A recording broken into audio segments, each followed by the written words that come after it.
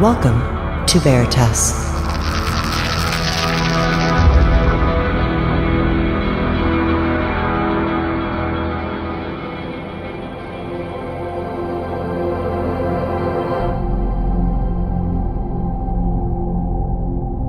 Greetings to everyone around the world, and a warm welcome to another edition of Veritas at veritasradio.com. I'm your host, Mel Fabregas, and I sincerely thank you for joining me once again. And if this is your first time, or your truth journey brought you here, welcome home. And if you don't want to miss any portion of tonight's interview and all of our material, just go to our website and subscribe. You will receive your login immediately. And if you want to declassify the secrets to your health and longevity and unlock your full potential, do the same. Go to sanitasradio.com and listen. You'll be able to sample the first part as well and decide for yourself. I know you'll enjoy it. Especially at the beginning of this year. It's a great time to make a change. And to get in touch with me, to offer suggestions, you have a comment, I always love to hear from you. Or if you want to be a guest on this radio program, do it as well. Click on the contact button by going to veritasradio.com. And after 6 years, he is back. Tonight's special guest is Dr. David Jacobs. Professor Jacobs has uncovered disconcerting reports about aliens' plans for the future of Earth. He reported that a quote-unquote change is coming, a future when very human-like hybrids would intermingle with humans in everyday life. Soon we will all be together, the aliens said. Soon everyone will be happy and everyone will know his place. His new book is titled Walking Among Us, The Alien Plan to Control Humanity, which examines a disturbing phenomenon that Jacobs began noticing in 2003. The Alien Integration Action Plan has kicked into high gear. The incidence of alien abductions have accelerated, as have occurrences of alien involvement in everyday human life. A silent and insidious invasion has begun. Alien hybrids have moved into your neighborhood and into your workplace. They have been trained by human abductees to quote-unquote pass, to blend into society, to appear as normal as your next-door neighbor. Tonight, we'll discuss the process of alien integration into society and the strategy and support structure that has been developed to make this happen seamlessly.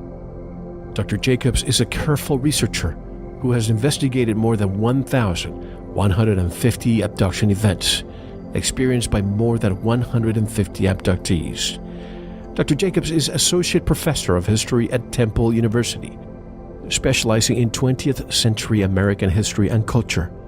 He began researching the controversy over unidentified flying objects in America in the mid-1960s and has amassed over 35 years of primary research data and analytical hypotheses on the subject. And we have a more comprehensive bio right on our website. His website is ufoabduction.com. And directly from Philadelphia, Pennsylvania, I'm glad to welcome Dr. David Jacobs. Hello, David, and welcome back to Veritas. Hi, thank you very much. Let me just correct you on one thing. I'm a retired professor. I retired in 2011. I almost said that, but I wasn't too sure. I'm glad you corrected me there. And David, it's been many, many years since you've been here with me, and you have investigated over 1,150 abduction events over the years. And the book, I believe, includes a fraction of those, 14 cases. Do you know enough now to theorize about who these beings are and what they are doing? I think I do. Now, everything is up for grabs. I'm doing the best I can. So the best thing I can do is say, I think I do. I've been looking at the subject with my own hypnosis since 1986. And of course, I got interested in UFOs in the mid 1960s. So I've been I've spent virtually my entire adult life studying the subject, and I think I get it now. I think I managed to sort of figure out at least a plan or a pathway for what they're doing, knowing full well that I might be completely wrong. And at the end of the interview, I'd like to explore the why. Why are they doing this? I know you're still searching for that answer, but let's wait until the end of the interview to discuss that. Now, this is probably the question most people ask you. Do you think aliens are walking among us? Well, that used to be my favorite question ever asked when I did interviews. I love the question because I got to say, absolutely not. There's no evidence whatsoever that aliens are walking among us. And I felt sane then. I felt like I was a normal person, that I had a normal thought pattern. But once I began to get reports of people interacting with aliens on a daily life basis, as opposed to on board or being taken on board a UFO or something, I began to get one report after another in fairly rapid succession. I realized that I could no longer say that they weren't walking among us, and so I now say that they can. It's possible. It certainly is within their limits. Yes. And now it's my least favorite question, because I know how crazy it sounds. Even though I've been with this for almost half a century, I still know how crazy it sounds for people just listening in for the first time. And here's a guy who says that our aliens are living here and walking among us and all that. It's nutty. I should have asked you this back when you were not retired at Temple. Did you ever face any criticism from your colleagues in academia by choosing to study this extracurricularly? I was years ago when the threat came out. I was a subject of something that was called a listserv. Everybody's a member of this sort of group, and they all could communicate with each other. For 6 weeks, faculty members who couldn't understand why I was doing this. They found no evidence for it whatsoever. There was no evidence in the book The Threat, which is actually a pretty darn good book, I must say. And why would nobody, absolutely nobody within the scientific community at Temple University, nobody confronted me in my office, knocked on the door, sat down and said, "Jacobs, what the hell are you doing? What is this all about?" Right. Not a single scientist ever did that. Well, I can think of Dr. John Mack. I think of Bud Hopkins. These are respected people as well. And we have Dr. Leo Sprinkle. So you all provide the high caliber that we need in this field in order to bring the respect that is deserved. I would disagree with the word high caliber. John Mack was high caliber. He was at Harvard for 40 years. He was one of the founders of the Psychology in the Nuclear Age program. Right. He was a Pulitzer Prize winning author. He was a major character. Bud was a major character within the art world, but his first book, Missing Time, sort of made him a major figure in UFOs. And when you say that, then you're talking about a much smaller group of people. And then came me, and there's other ones too. But the interest in the subject is still high among average people, it seems to me, but for the academic and scientific community, it's probably at its lowest it's ever been since the beginning of the phenomenon in 1947, at least the beginning of our knowledge of the phenomenon in 1947. Why do you think that is? I think that is true for a number of reasons. Number one, it's always been on the fringe. It's always been sort of crazy. You can't get here from there. Why would they do this as opposed to that? Those kinds of questions, which are sort of stupid questions, but scientists tend to ask those. And also the fact that in the early 1990s, 1990s, the cable television became of age. And suddenly more and more channels were put on, hundreds of channels now. And they had to fill up that time with programming. And the abduction phenomenon, the UFO phenomenon, I should say, not so much abductions, but the UFO phenomenon came under that rubric, and they began to have all sorts of shows about UFOs, UFO hunters, and UFO divers, and UFO swimmers, and whatever. And it became then, I think, just another popular culture item, along with all the shows that featured supernatural things and, dead people coming back and angels and all that. And I think that that there was a general backing away from the phenomenon from the scientific community at that point. And a lot of them who got interested in the subject years ago ultimately just got old and retired and did what I want to do. They just started watching television and doing nothing else. So there's a number of reasons for it, but the main thing is that it became just another item in the general gloss of popular culture, of which it's just buried in. The thing is that it is not superstitious. It's not spiritual. It's not anything that's related in a sense to human existence, other than kidnapping them. It's not. People say, well, it's paranormal, and I suppose it's paranormal, but it doesn't really fit into any category that we know of. It's unique among all the odd things that have ever happened to anybody. Let me just ramble on here for 1 second and get into this phenomenon. There are 3 pillars to the abduction phenomenon. It is global. The United States does not have a corner on the abduction market. People write to me from all over the world. Now, I can't say every country, obviously, because I don't know what's happening, for example, in North Korea. But I get emails from all continents of the country, of the world rather, and it's global, and always has been global, just exactly like the UFO phenomenon. Because the UFO phenomenon and the abduction phenomenon are, in my opinion, one and the same, and there's one great flaw with that argument, which I can talk about later. Number 2, it's intergenerational. If a person is an abductee, their mother or their father was an abductee, and they were abductees because their mother or their father or both or whatever were abductees.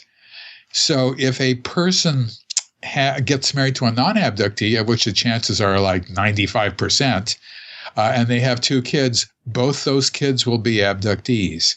And when those kids grow up and get married to non-abductees and have 2 kids each, those 4 kids will be abductees. So one person, therefore, can create a lot of abductees down through the generations. What that does is it keeps up with the population. That is to say, when I was born, there was like 2.2 billion people on Earth. Now there's 7.3 billion people on Earth. And the number of abductees is probably in percentage close to the same it was before, or else it's expanded. Whatever it's done, it has kept up with the population growth. And you have to have that if you have a global phenomenon. The third pillar is it is clandestine. It is secret. It is secret from the abductee, and it's secret from people around them. So it's not a perfect secrecy, obviously, because we know about it, but it's good enough. And those 3 things working together sort of shape what people say, what people remember, what people see, and all that. And it's something that we all have to keep in mind when we talk about this.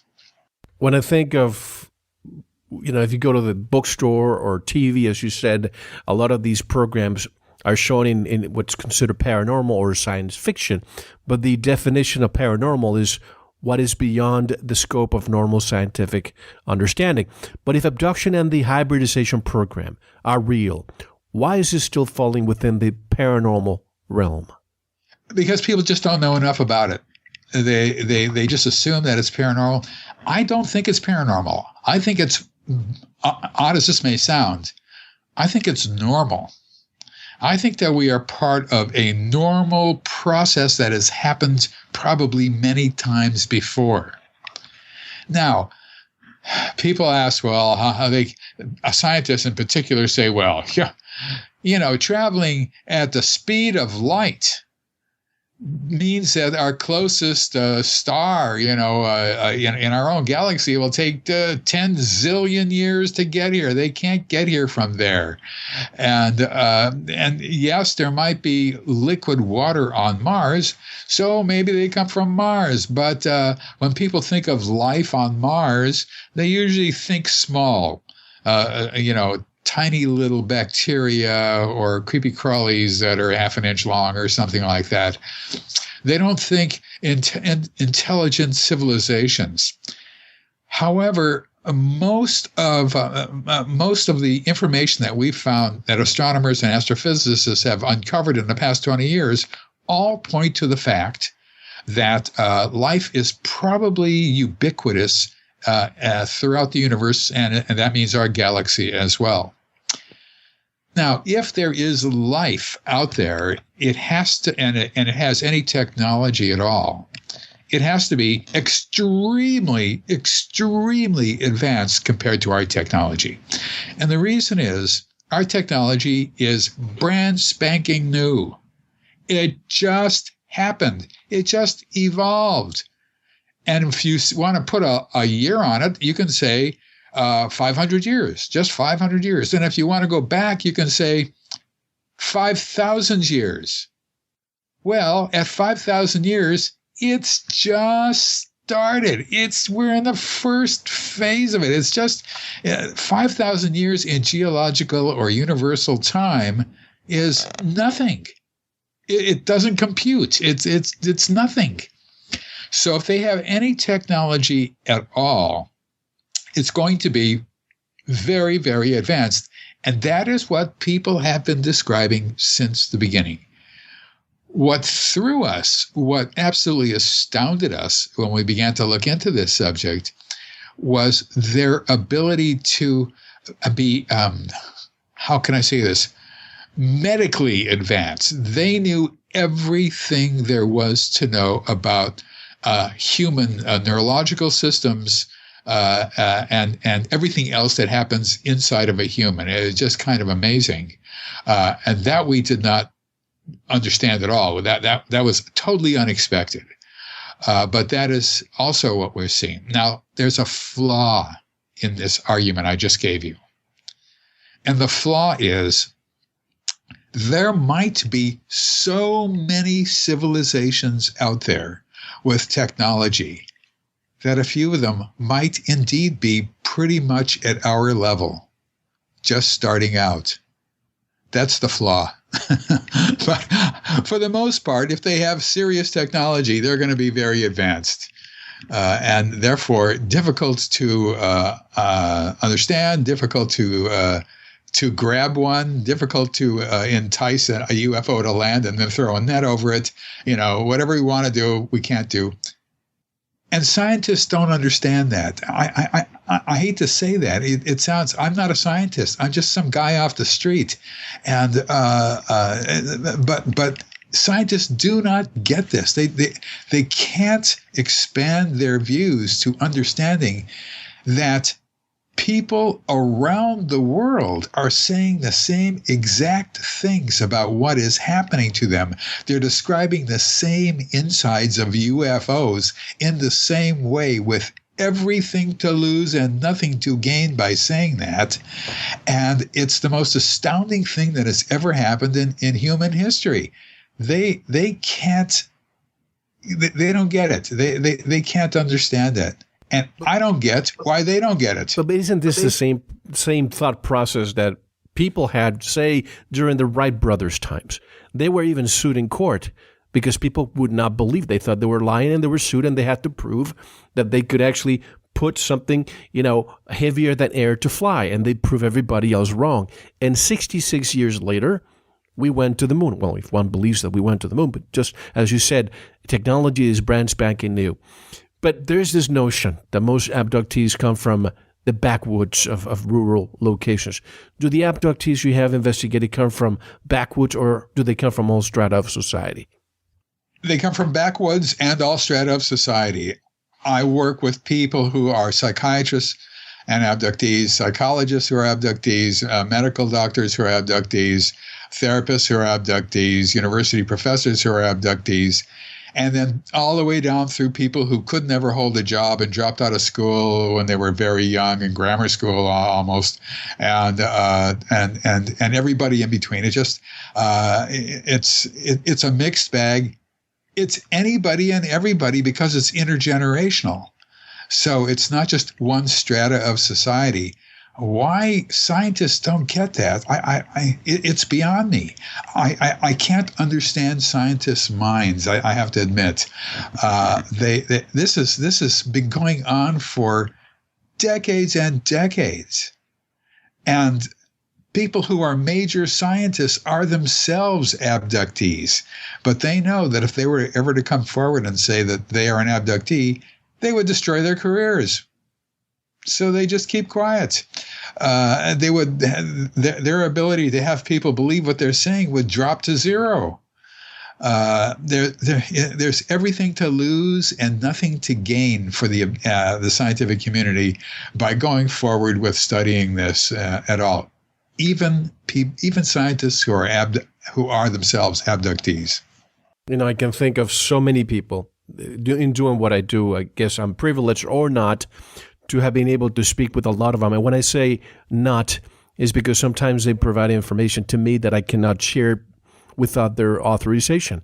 And some of them are, for example, this businessman who showed me incredible pictures. He does not want to write a book. He does not want his name out. His wife doesn't even know what's going on. He feels that if he even comes out, or his wife finds out that his voice is out there on radio, that she may divorce him. Do you deal with situations like these? Yes. And I have to warn people that people say, can they bring their husband or wife, to the first session? They're a little bit frightened, what am I going to do to them and this and that. And I tell them the best thing to do is to come alone for the first couple of sessions. After that, bring whoever you want. 99% of them leave it alone. They understand that there's reproductive aspects here, that there's all sorts of things that go on that they don't want their spouse to know. And when, in fact, they do tell their spouses that they're abductees, and of course the children are abductees too, if they ever get divorced for whatever reason, the situation becomes that the non-abductee will say that the abductee thinks that he or she is dancing with aliens and she's crazy and I want the kids. Exactly. And so I'm required ethically to tell them that they can say anything they want to anybody. I don't care. But here is the downside. And I tell them the downside. And sometimes they tell their spouses and they get support. Sometimes they tell their spouses and they don't. They just get ridicule. Now, the problem with ridicule is, okay, that's fine. That's good. They're sleeping together in the same bed. And then one day, the non-abductee, let's just say the husband, sees something. One night, let's just say. A light, somebody standing by the bed, whatever it is, and realizes, oh my God, this is real. Into divorce court, I want the kids. So it's a lost situation. Now, some abductees, husbands or wives, are supportive and good, and they're okay with it. And most of those just don't believe it's happening. But it's a tricky situation. It's very difficult. I can't make up people's minds for that. I just tell them the pros and the cons, and they can make up their own minds. But this is not an accepted phenomenon by most people, and it's so off the wall crazy that, and so let's just put it this way: it is so amazingly unlikely that the only way that you can think about it is with disbelief. And I think of all the people, as you mentioned, psychiatrists, psychologists, scientists, physicians, university professors, you name it, the whole gamut, retirees, unemployed. You have to wonder, folks, it's important to note that the abductees have careers, and I'm sure they fear not only that they will lose their careers, their spouses, their credibility, their friends, but their desire to fully understand what has been happening to them, David, must really outweigh the danger of disclosure, or they wouldn't be seeking answer. Are these people literally so desperate to find answers when they go to you? That is an extremely good point, and that is true. I warn people before they come to me about the cons of coming forward. How if you talk about this at work, you'll get fired. And I've had several people do that and get fired. And if you talk about it with your husband, well, there's consequences to that, or your wife, there's consequences to that. And I said, as a result, there's isolation. You feel like you're alone. People can talk to me whenever they want. I don't charge any money for anything I do, and they can spend as much time with me as they've wanted during sessions and all that. But telling people is a very dangerous thing, and yet high-functioning people come to me anyway. Now, there's an aspect to this. On my website, I have a questionnaire. I get so many questionnaires, I can't answer them all, unfortunately. But the questionnaire pretty much tells me whether they're an abductee or not. And the last question is, why are you writing this questionnaire? Are you just curious? Is it nagging questions that you've had? Are you desperate? Whatever. And I tend to take people who say that they're desperate. In other words, they know something is going on. Usually they've been to a psychologist or a psychiatrist saying, "Doc, what's wrong with me? I keep thinking that I'm dancing with aliens, on board a UFO ship and all that." And the psychologist will say, "Well, this is probably sexual abuse in childhood, and now these memories are coming out as having sexual encounters with aliens." See, that's how it works.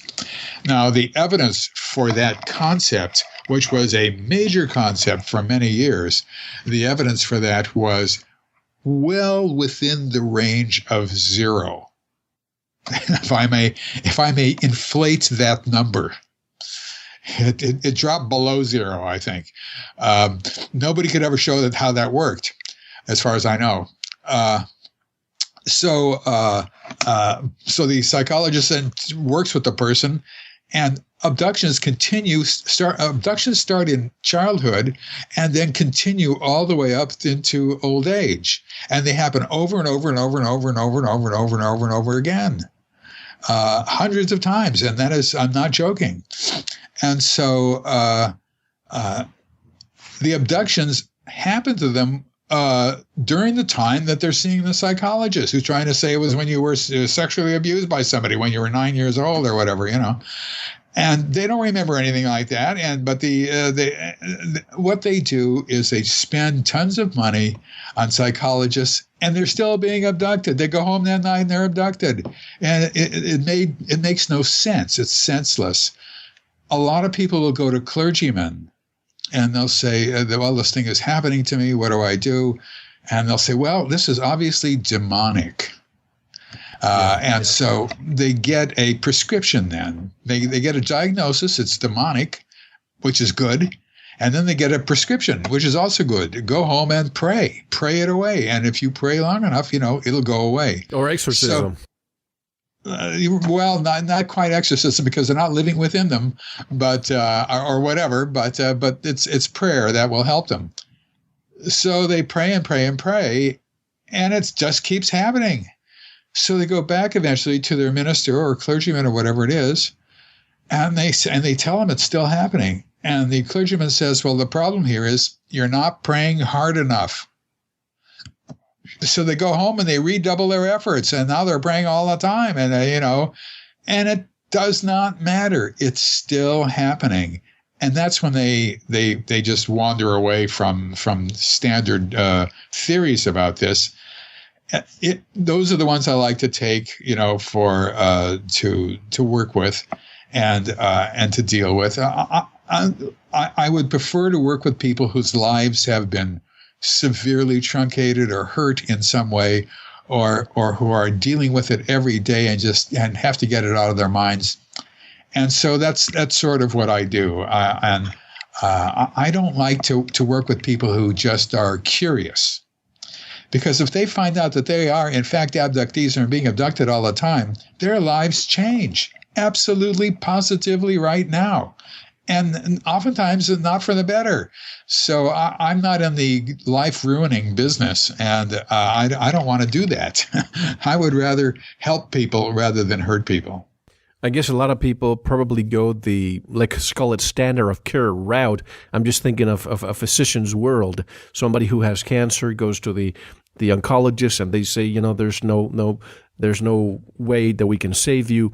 And once they're desperate and there's a point of no return, they go to the alternative doctor. In your case, when people go to the psychologist or psychiatrist or their priest or what have you, and nothing changes, that's when they go to you. That's right. Well, that's when they fill out my questionnaire, and I might accept them. But there's so many people I can't accept everybody. But that's right. I'm a secondary person or a tertiary person. But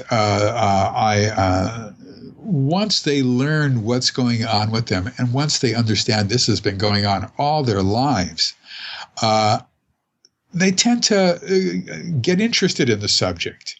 They become what I call sort of scientist reporters. They report back to us what is happening, what's going on, and all the rest of that, because we have no means of knowing otherwise, of course. And they then have sort of a job, a role to play, and they'll do that for a bunch of times, and then eventually they just get tired of doing the same things over and over again. They want to get on with their lives, and they're not anxious as they used to be, and they can sleep at night now, and they don't care whether they're abducted anymore. And I feel I've won a victory then. That I feel that I've done the right thing. I've helped this person to have a normal life. In your experience, David, do abductees, let me use this word, confabulate, fabricate imaginary experiences as compensation for loss of memory and relate events that either did not happen, although they think they did, or happened differently from what they remember? And what do you do as a researcher when presented with false information? How do you discern what is true or not?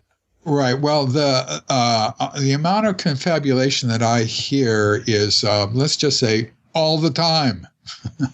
Especially in consciously remembered memories, consciously remembered events. People think, oh, the person remembers things consciously without that horrible, ugly, terrible hypnosis situation, and where a hypnotist put ideas in their minds and then they think it's happening to them, and all that. Actually, when people remember things consciously, there's a tremendous amount of confabulation. And so I just say, well, that's very, very interesting. Let's see what happens. I don't normally do conscious memories in the first several sessions. I will do that later. They have to, there's a reason for that. And the reason is that their conscious memory is usually most impactful to them. They've told a bunch of people about it. They've got their lives, so to speak, at stake in that conscious memory. And when we finally look at the conscious memory, they realize very quickly this is not exactly the way they remembered it. This is different. This is very, very different than what they would have been telling people for years and years. It's the way you do it is just through simple questioning techniques. The problem is that a lot of people who do abduction research tend to accept everything an abductee says at face value. That is a fatal error. You cannot do that. The confabulation is too widespread. The abduction phenomenon goes from A to Z. It's chronological. It's logical and it's chronological. It goes A to B to C to D all the way to Z, and then which is going back or whatever, how many letters there are. What people do when they are recounting a conscious memory that they have not actually looked at through a competent researcher. What they're doing is they're talking about A, I think there's somebody coming in my room. Then suddenly they're at C, I'm lying on a table. And then there's Q. Then there's the number 7. Then there's an exclamation point. Then there's L. And then there's Z. and that's their story, and that's what they remember. Things that didn't happen, things that happened out of sequence, things they forgot, they skipped, this and that. They put it into a narrative, and that is confabulation. And even within the hypnosis situation, people will confabulate sometimes, and I can tell when that happens. I've done this enough times to know when confabulation happens. But the more they do it, the less they confabulate, the more careful and the more cautious they are with their own memories. They'll tell me, David, I don't know whether this is actually happening or I'm just making it up, but, and they'll tell me what it is, and I can make that determination. If people say this all the time, it is a standard situation. They're obviously not making it up. But if I've never heard it before, it goes on the back burner, and I wait for other people to say the same thing. It's not evidence yet, with one caveat, and that is that if I've worked with this person for like 30 years, and I know the person does not confabulate, and he or she says something that piques my interest, I will sometimes use it just because of the quality of the evidence that the person has presented over the years. And that's the issue. I've had people, for example, I remember this one man who had an incredible abduction story. And after spending time with them, one day I had to ask him, so tell me, how is all of this coming to you? And he said, oh, it's coming in my dreams. So how do you know if it's purely dreams or is it factual? Well, the majority, not by much, but the majority of the 1,150 abduction events that I've looked at have taken place when the person was not asleep. So they can't blame dreams. But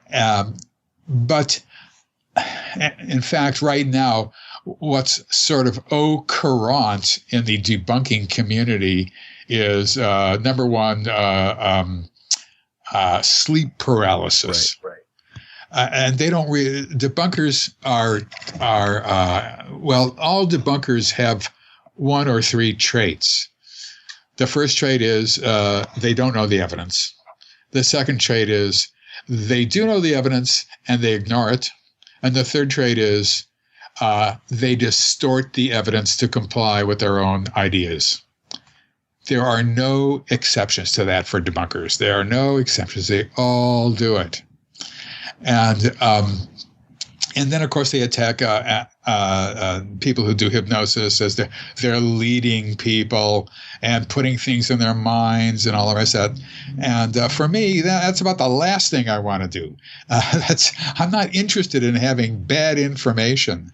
And most people who come to me know full well the problems of hypnosis. They've all learned it on television, that they can be led, that people can, that hypnotists can put things in their minds, and they don't want that, and they also don't want to pick up things in popular culture and then tell them to me as if it happened to them. Most people are aware of those two things. I'm obviously aware of those things. Everybody's aware of those things. But debunkers don't seem to be aware of those things for some reason or another. They think that everything that researchers say is just planted in their minds or picked up through popular culture, and it never really happened. And that, of course, is amazingly, let's just say, in error. That is not right. That is not true. In fact, I have told people straight out, I don't want you to say anything that happens to you that's bad. I don't want to hear anything bad. Do not tell me anything bad. A direct command. And then I'll do this relaxation induction, which is just this simple dumbass thing of telling people to relax, and then asking questions. And they couldn't care less about what I just barked at them. They just tell me what happened to them.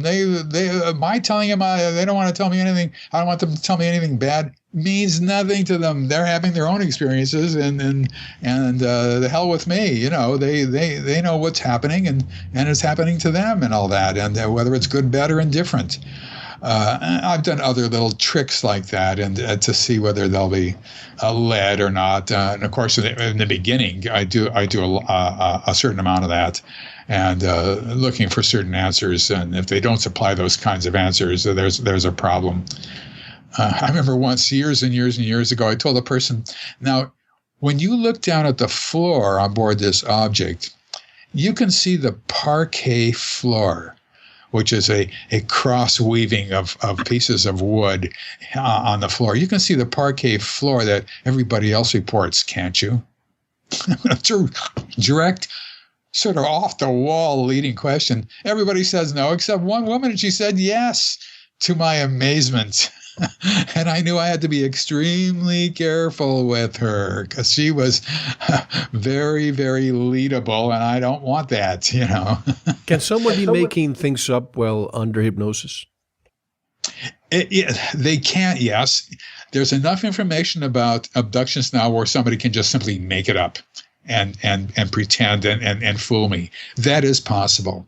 But, you know, the people I work with, they don't want that. There's no reason for it. There is a reason for it. It's happened several times. It has not happened to me yet, but it has happened. It happened to a guy named Joe Nyman. It happened to John Mack, and it's happened to others. Or people make it up. Usually, it's to debunk them or to write an article. There's an ulterior reason for it, in other words. John fell prey to that, unfortunately, John Mack. And of course, there are, every once in a while, somebody who has serious mental problems slips through. And I've had that problem. Bud Hopkins had that problem. John Mack sort of had a little bit of that problem, and you can't help it. Even though I try to do everything I possibly can to not deal with people who are certainly beyond my ability to help and above my pay grade, so to speak, of zero, and I try. I don't like to work with people, for example, who've spent time in a mental institution or in a hospital for psychiatric problems. That to me is a little bit of a red flag, and I just don't know if I can do that, you know. So I try to work with as normal people as is humanly possible, and 99% of them are. You know, many of your cases include people who say the aliens are very concerned about the environment, and I have spoken to many of them who share the same stories. Are the aliens really concerned about the environment for us, or is it because they are concerned of the environment they themselves want to live in? Right. Well, that second part is what I think is true. I rarely get environmental accounts. Rarely. I've had a couple of them over the last almost 30 years. I have had a couple of them, but most people don't say anything like that, and most aliens don't say anything like that. So I did write once in the Threat that my book that came out in 1998, that what you said was true, that in fact if they are interested in the environment, and I'm not sure that they are, but if they are, it's because of the world that they want to live in, and I guess they don't want a world that turns into ice. Something a little bit warmer. Now, when I think of these beings visiting us from very distant worlds and the fact they may have conquered the barriers of space and time, it really makes you wonder, David, why they would need to be probing humans, for example. Wouldn't they have the necessary technology to do what they are allegedly doing, but a little bit differently? Right. Well, the old concept of people are being abducted to be probed is really not a concept. Now, I talked about this in my first book, Secret Life, that came out in 92, primarily about table procedures and what happens to people and how eggs are taken from women and sperm are taken from men. There's staring procedures. There's an examination, et cetera, et cetera. All that is not, except for taking eggs and sperm, they are not particularly interested in human physiology. They know everything there is to know about human physiology. It's not a study. They're not testing us. They're not doing anything like that. In fact, in 1992, I had one of the categories of what they did for people was testing their certain abilities to do things. That turns out to be wrong. They weren't testing anything. They were training, as I now realize years later. And the taking people to have them lay on a table and be examined is never the reason for the abduction. I can use that word never here because I am absolute. You always learn to use the word never, yet I still use it. It's nearly always never for an examination. It's prelude to something else. And it has to do with taking care of babies, taking care of small children, the hybridization phenomenon, which we really haven't talked about yet, and doing other things with the abductee that are important for their program. The serious things that are important for the program while they lay on a table is taking eggs and taking sperm. That's critical. Inserting fetuses or extracting fetuses for women, that's critical. And then a short examination, a neurological examination. They don't care whether you got a cold. They don't care whether you've got cancer necessarily. They don't care about anything of those things. There are no miracle cures for adults. Sometimes adults will say that they've been cured of an upper respiratory illness that they had. They had the flu or something, and now they don't have it. And I think that has to do with the atmosphere they're in, and that kills those kinds of germs, so it's not spread to hybrids. That's a pure guess. Now, it's a guess based on one person's account. That's why I'm saying it's a guess. But in fact, people who are abductees have died without any intervention. Intervening would mean a miracle cure, would mean that if this were happening to lots of abductees, would mean that they would draw attention to themselves, which means that they would put themselves in harm's way if scientists begin to look into it through that angle. You bring up a great point that I just had. If some of these hybrids are living on, say, spaceships, and they live in a very sterile environment, I would presume, then they are placed on Earth. What kinds of defenses do they have for all the pathogens that are available in front of our noses on a daily basis? Yeah, we don't know that. I don't know that. I do know that I have never heard of a sick hybrid.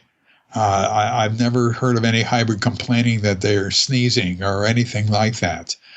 In this new book of mine, one hybrid, or I call a hybrid, the one who's actually living here, so that I could use that word and people would know this is what I mean.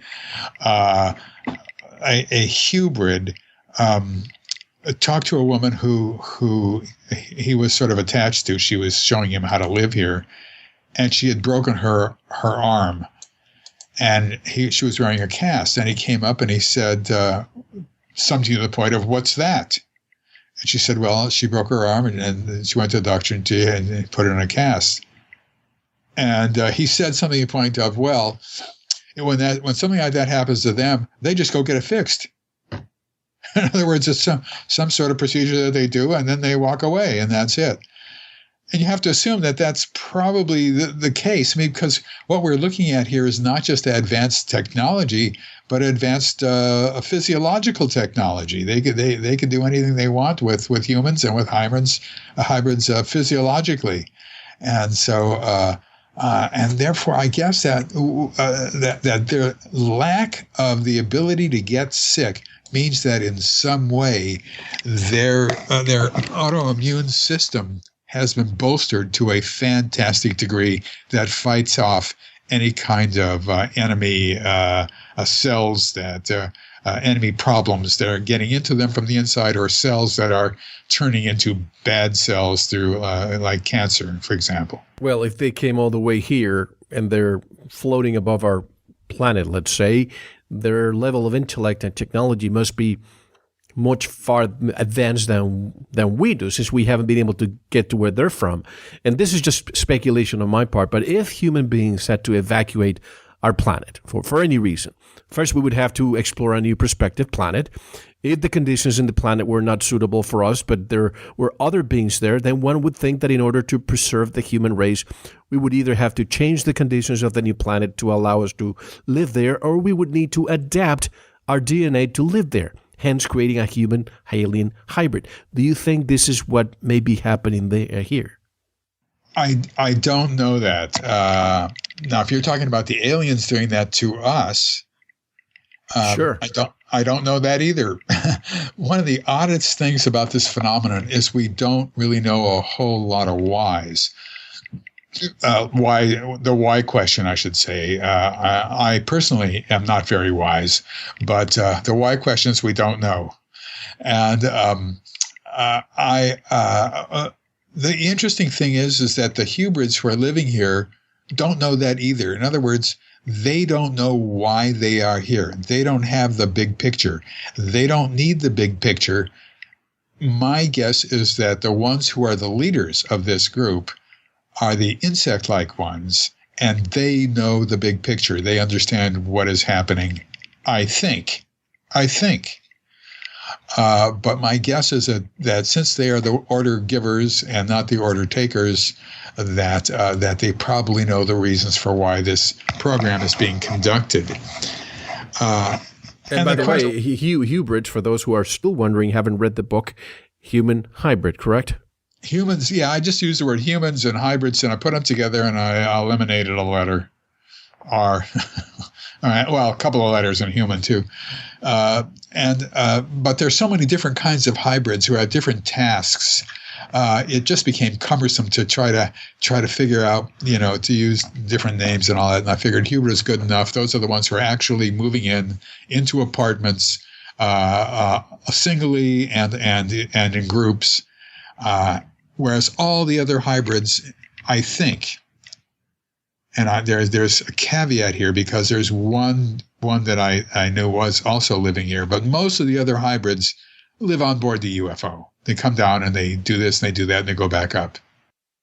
Now, are they in essence operating as part of a hive mind? In other words, individuality is non-existent. Yes.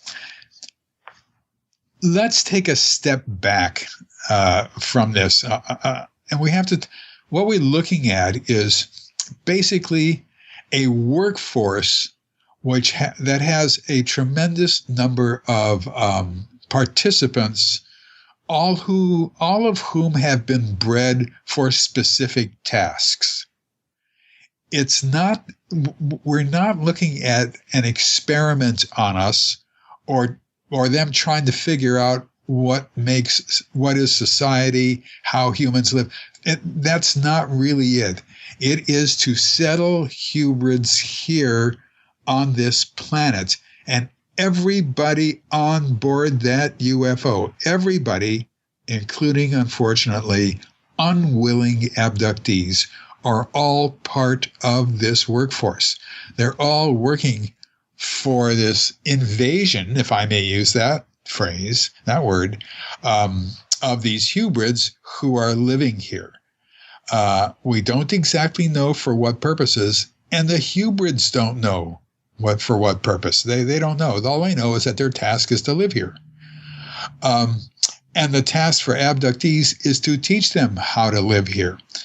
So is there a hierarchy of authority? Well, probably yes, with the insect-like ones, or insectolins, as I call them, the praying mantis types. With them at the top, then comes gray aliens, tall gray, small gray, There's probably reptilians or reptilians, as I call them, in there somewhere. I can get back to them later. And then there's early stage hybrids who look like a cross between gray aliens and humans, and more gray alien than anything else, and middle stage and later stage. And then there's specific humanoid hybrids who are, some of them are called, I call them personal project hybrids, which was a phrase that one of them actually used, and who stay with an abductee from the time he or she is a child all the way through the course of their lives, and security hybrids who have one task and one task only, and that's to protect the hybrids who are moving in and to make sure that the abductee is kept in line and is not telling anybody about it, and if they remembered anything. And there's other kinds of hybrids, but every one of these hybrids has a task. They were all created for specific reasons, and so I don't know whether that's hierarchical or not, but it probably is in some way. Well, it seems to be very militaristic. A soldier has to follow orders without questioning. They may not know what the full picture is, just their individual mission without question. But what is the difference between a hybrid and a humanoid? Well, humanoids look pretty human, except that their brains think only one thing, like the security hybrids. They look really human. They can walk among us, as they say, but all they think about is security. They have no concept of anything else other than security. Their brains were made to keep those hybrids safe and to make sure that the abductees were kept in line. That's what they do. Thinking beyond that is very, very difficult for them. So they're not quite human mentally, you know what I mean? Although they look it on the outside.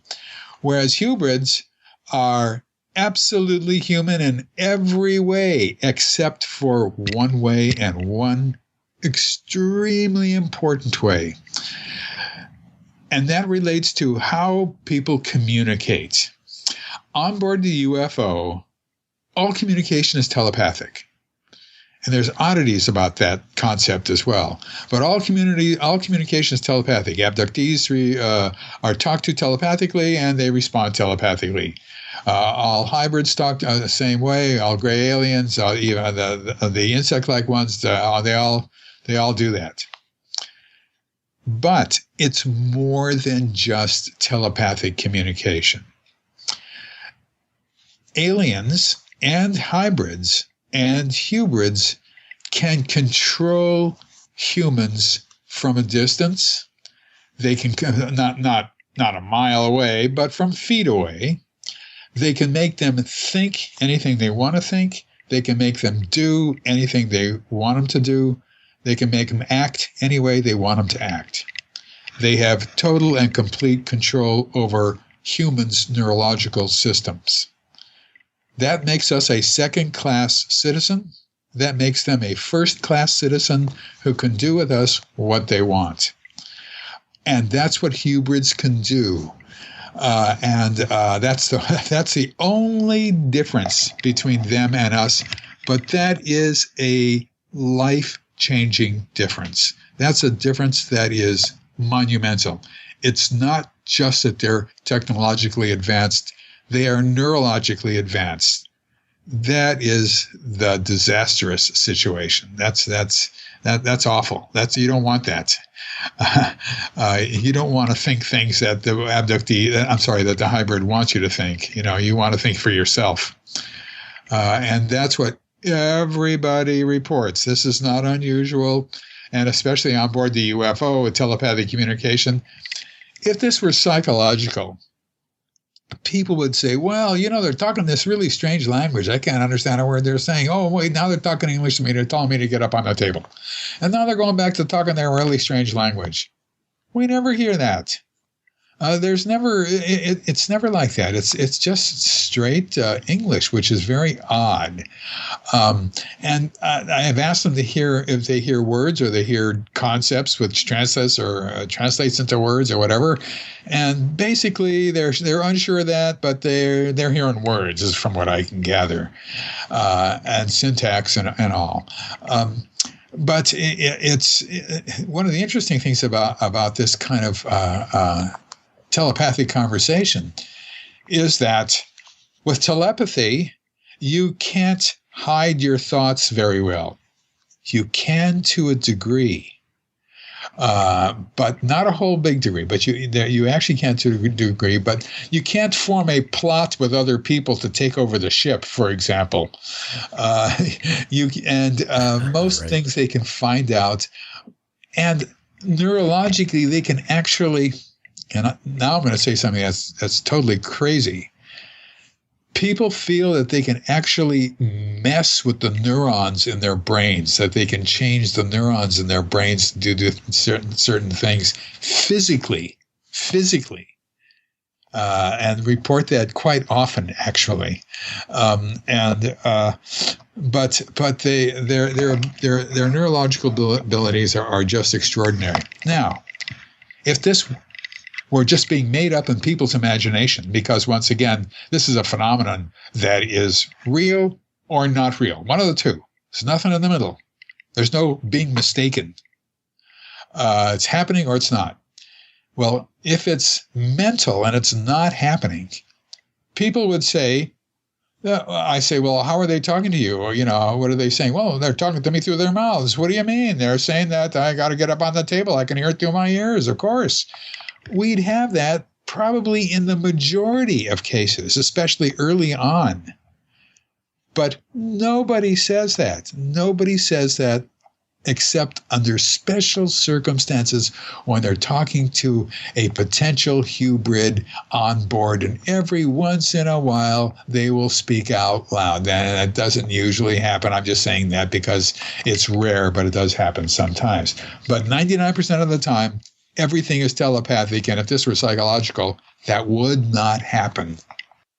Now we have to take our one and only break, but before we take the break, let me read this, and I'll get your answer on the other side. And also, I want you to describe the hybrid society when we return. But, David, with the advent of technology, I'm sure you've heard the term transhumanism and singularity. In a way, I wonder if the new human of the future will live their life like a hybrid, but in this case connected to artificial intelligence. In fact, I just received information yesterday from the mainstream media that smartphones won't exist in 5 years. The plan is to replace them with AI. And when someone wonders, what does that mean? Well, the phone will be part of your body. Can you comment on this when we return? How can people buy the book and all your other books?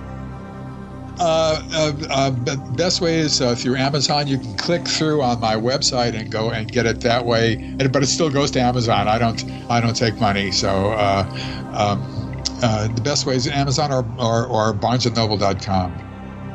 Excellent, folks. Don't go anywhere. This is a fascinating talk with Dr. David Jacobs. The title of the book, Walking Among Us: The Alien Plan to Control Humanity. Much more when we return. This is Mel Fabregas, and you're listening to Veritas. Don't go anywhere. Thank you for listening to the first segment of this very important Veritas interview.